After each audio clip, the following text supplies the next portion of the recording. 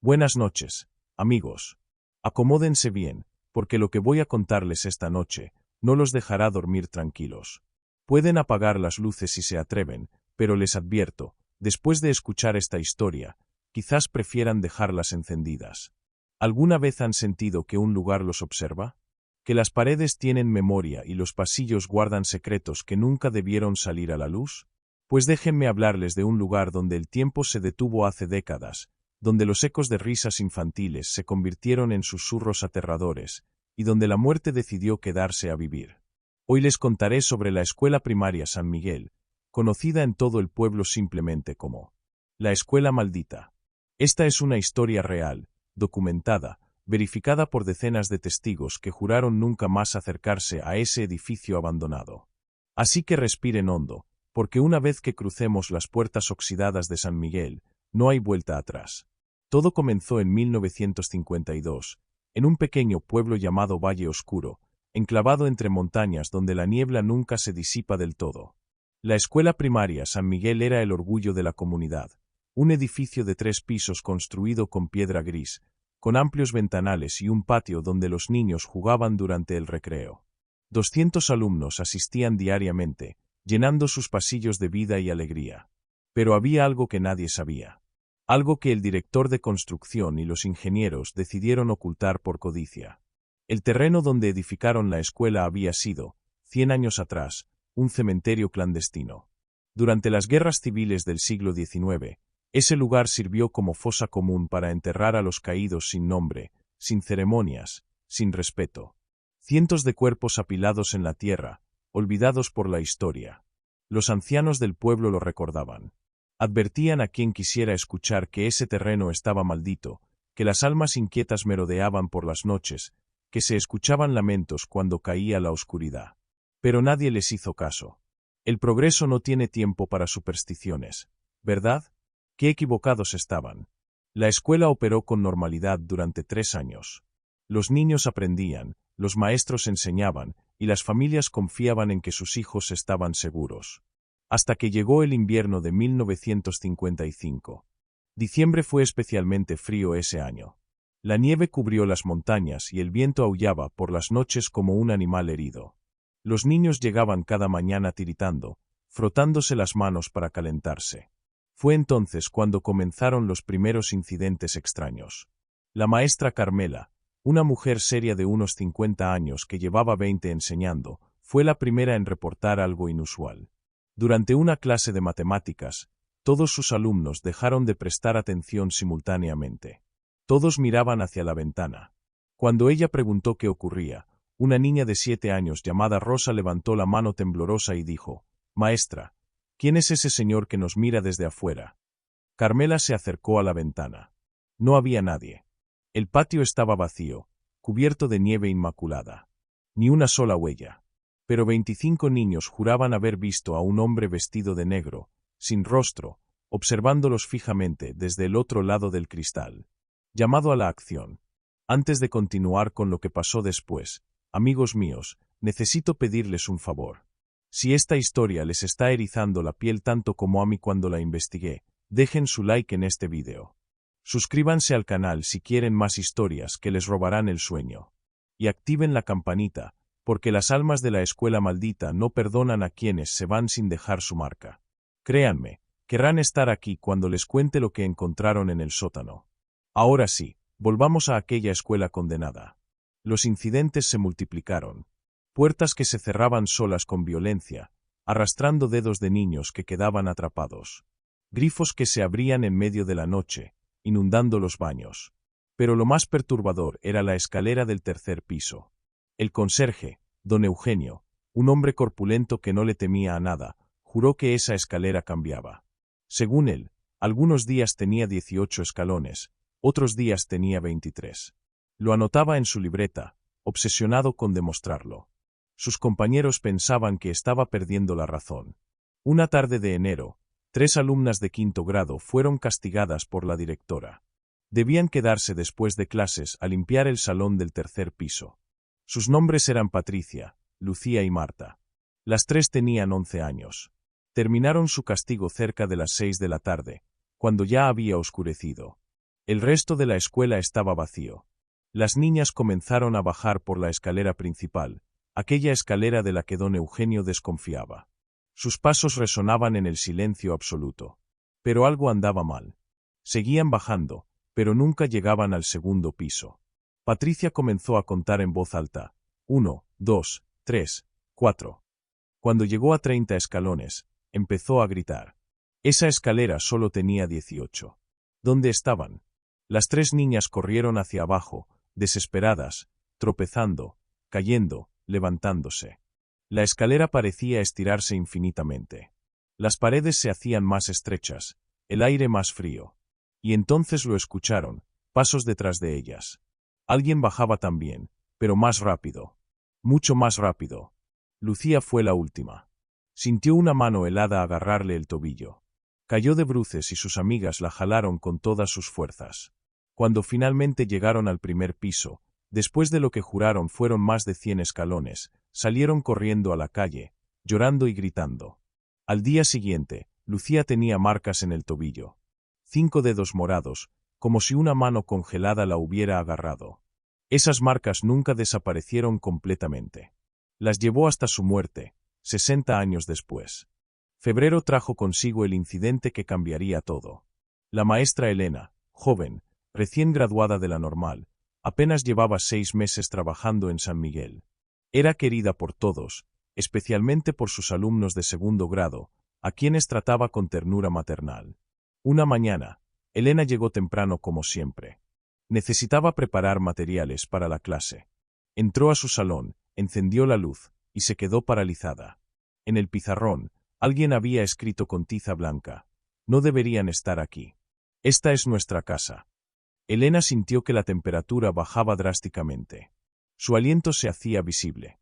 Se dio vuelta para salir corriendo, pero la puerta se cerró de golpe. Intentó abrirla. Estaba atascada. Comenzó a golpearla, a gritar pidiendo ayuda, pero era demasiado temprano. No había nadie más en el edificio. Fue entonces cuando lo vio. En la esquina del salón, junto al armario de libros, una figura comenzó a materializarse. Era una mujer, o lo que quedaba de una. Vestía ropas antiguas, rasgadas y sucias de tierra. Su rostro estaba pálido, casi transparente, y sus ojos eran completamente negros, como 2 pozos sin fondo. La aparición no se movía, solo observaba a Elena con esos ojos vacíos. Y entonces habló. Su voz sonaba como si viniera de muy lejos, como un eco distorsionado. Nos enterraron sin nombres.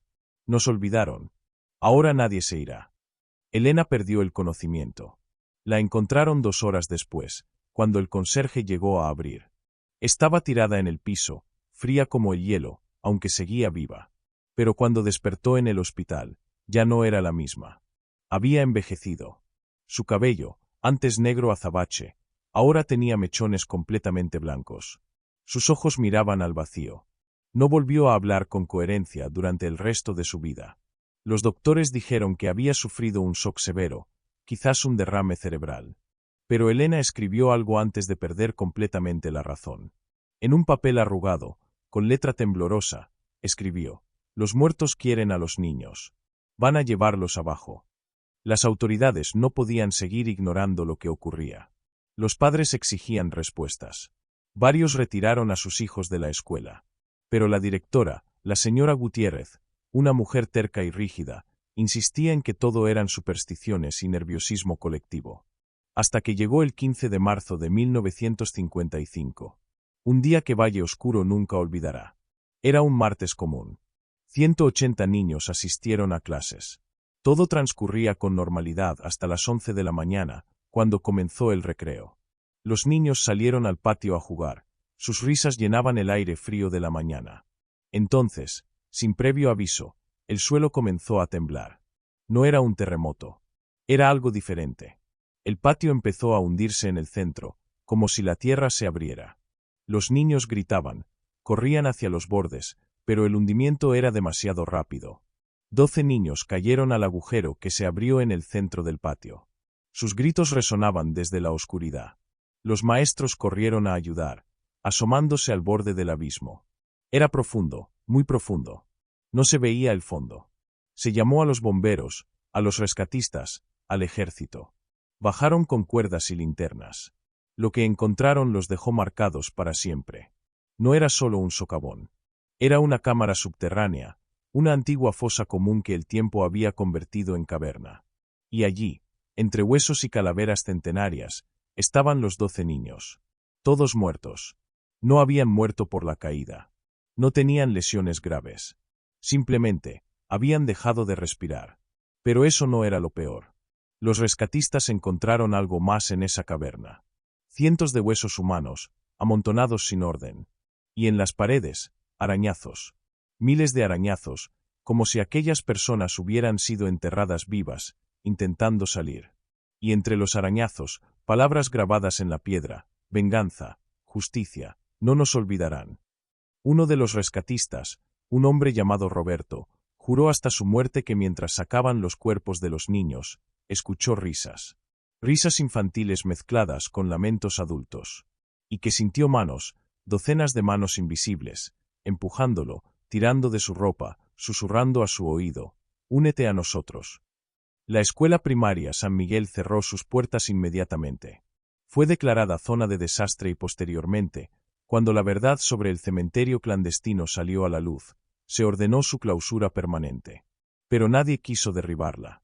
Los trabajadores de construcción se negaban. Decían que cada vez que intentaban acercarse con maquinaria pesada, ésta fallaba inexplicablemente. Herramientas que desaparecían, trabajadores que sufrían accidentes, voces que los llamaban por su nombre desde el interior del edificio vacío. Así que la escuela se quedó ahí, abandonada, oxidándose lentamente. Las ventanas se rompieron. La hiedra trepó por las paredes. Las puertas se cayeron de sus bisagras. Pero la gente del pueblo jura que la escuela sigue viva. Por las noches, dicen, se ven luces en las ventanas del tercer piso. Se escuchan campanas de recreo sonando a las 11 en punto, aunque la campana fue removida hace décadas. Se oyen risas de niños jugando en el patio vacío. Y si te acercas lo suficiente en una noche sin luna, puedes ver siluetas pequeñas corriendo por los pasillos, jugando al escondite por toda la eternidad. A lo largo de las décadas, hubo valientes, o tontos, que intentaron explorar la escuela maldita. Adolescentes buscando emociones fuertes, cazadores de fantasmas con cámaras y grabadoras, reporteros investigando la leyenda urbana. Muy pocos salieron ilesos. En 1978, un grupo de 5 estudiantes universitarios decidió pasar la noche allí como parte de una apuesta. Entraron al anochecer con linternas, sacos de dormir y valentía artificial.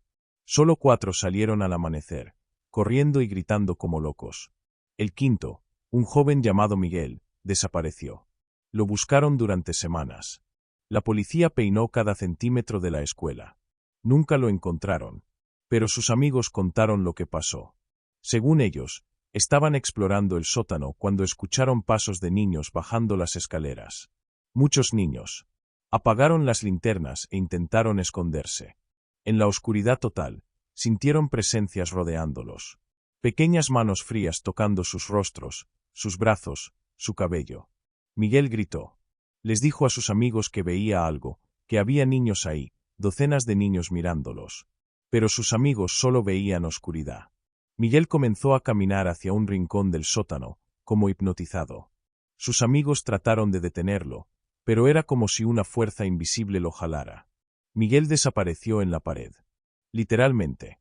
Caminó hacia la pared de piedra y se desvaneció como si fuera humo. Sus gritos se escucharon durante unos segundos más, cada vez más lejanos, hasta que el silencio volvió. Sus amigos huyeron. Ninguno volvió a ser el mismo. Todos desarrollaron problemas psicológicos severos. Uno terminó en un hospital psiquiátrico, hablando constantemente de los niños del sótano y las manos que no sueltan. En 2003, un equipo profesional de investigadores paranormales obtuvo permiso especial para estudiar la escuela. Llegaron con equipo de última generación, cámaras térmicas, detectores de campos electromagnéticos, grabadoras de EVP, fenómenos de voz electrónica, y todo tipo de aparatos. Pasaron 3 noches documentando. Las grabaciones que obtuvieron son escalofriantes. En una de ellas, captada en el salón del segundo piso, se escucha claramente una voz de niña cantando. 1, 2, 3, todos vendrán aquí. 4, 5, 6, nunca más se irán. En las cámaras térmicas, captaron figuras. Pequeñas siluetas del tamaño de niños moviéndose por los pasillos, entrando y saliendo de salones. Pero cuando iban a verificar físicamente, no había nadie. La líder del equipo, una mujer llamada Sandra especializada en casos paranormales, dijo algo que le heló la sangre a todos. Después de la primera noche, reunió a su equipo y les dijo: esto no son solo espíritus residuales. Esto es algo inteligente. Están organizados. Y nos quieren aquí por alguna razón. La segunda noche confirmó sus peores sospechas. Mientras revisaban el tercer piso, todas sus cámaras se apagaron simultáneamente. Las baterías, completamente cargadas, se drenaron en segundos. Se quedaron en oscuridad total. Y entonces comenzaron los susurros. Docenas de voces susurrando al mismo tiempo, creando un sonido ensordecedor. No podían entender las palabras, pero el tono era claro: no eran bienvenidos.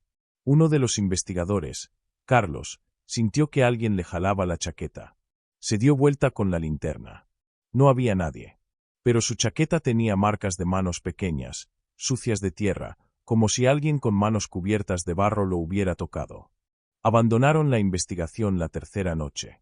Sandra declaró en una entrevista que la escuela maldita era el lugar más opresivo y hostil que había investigado en 20 años de carrera. Recomendó que la escuela fuera exorcizada o demolida lo antes posible. Ni una cosa ni la otra se hizo. La escuela sigue ahí, esperando. Hoy, en 2025, 70 años después de la tragedia, la escuela primaria San Miguel sigue en pie. El gobierno municipal ha colocado vallas metálicas alrededor del perímetro. Hay letreros que advierten: propiedad privada, prohibido el paso, estructura peligrosa. Pero los letreros no detienen a los curiosos. Cada año, especialmente en fechas como Halloween o el aniversario de la tragedia, grupos de jóvenes intentan entrar. Algunos logran saltarse las vallas. No todos salen. El año pasado, una chica de 17 años entró sola con su teléfono celular, transmitiendo en vivo para sus seguidores. El vídeo todavía está en internet. Se puede ver cómo camina por los pasillos, iluminando con la linterna de su teléfono las paredes cubiertas de grafitis y moho. En el minuto 4:30, se detiene abruptamente. Su respiración se acelera. La cámara tiembla. ¿Escucharon eso?, pregunta a sus espectadores. Efectivamente, se escucha algo en el vídeo. Pasos corriendo. Pasos de niños. Ella comienza a retroceder. No, no, no, repite. La cámara gira erráticamente. Por un segundo, apenas un segundo, se ve algo en el fondo del pasillo. Una figura pequeña, del tamaño de un niño, completamente negra, como una sombra sólida. La transmisión se corta ahí. La chica fue encontrada 3 horas después por la policía, acurrucada en el patio, llorando y temblando. No ha hablado desde entonces. Está internada en un hospital psiquiátrico.